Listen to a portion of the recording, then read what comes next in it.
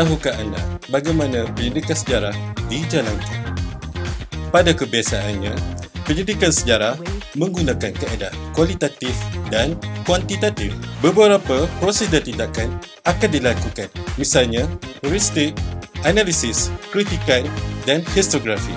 Sekiranya proses dan tindakan yang saya nyatakan tadi disempurnakan, objektiviti dalam pendidikan sejarah akan tercapai. Proses heuristik merupakan proses pengumpulan sumber sekunder dan primer, dan pada kebiasaannya, para penyelidik akan berkumpul di Arkib Negara Malaysia, Perpustakaan Negara, pejabat menteri besar, pejabat kerajaan dan lain-lain lagi untuk menjalankan tujuan yang dinyatakan.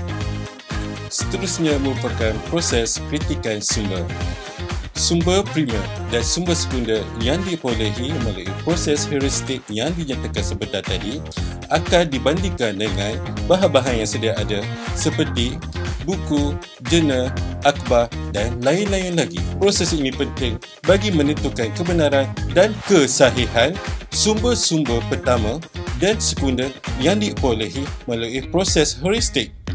Seterusnya, dapat menyingkirkan maklumat yang tidak tepat berkaitan pendidikan sejarah. Seterusnya, proses analisis akan dilakukan berdasarkan sumber primer dan sumber sekunder.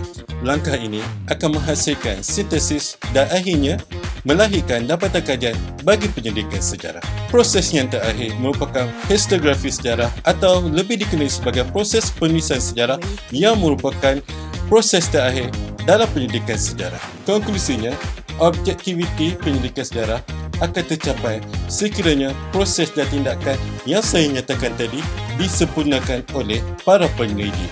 Itu sahaja perkongsian daripada saya. Saya, Muhammad Firdaus bin Abdullah, merupakan pensyarah dari Pusat Kajian Sejarah, Politik dan Hal Ehwal Antarabangsa. Semoga kita bertemu lagi.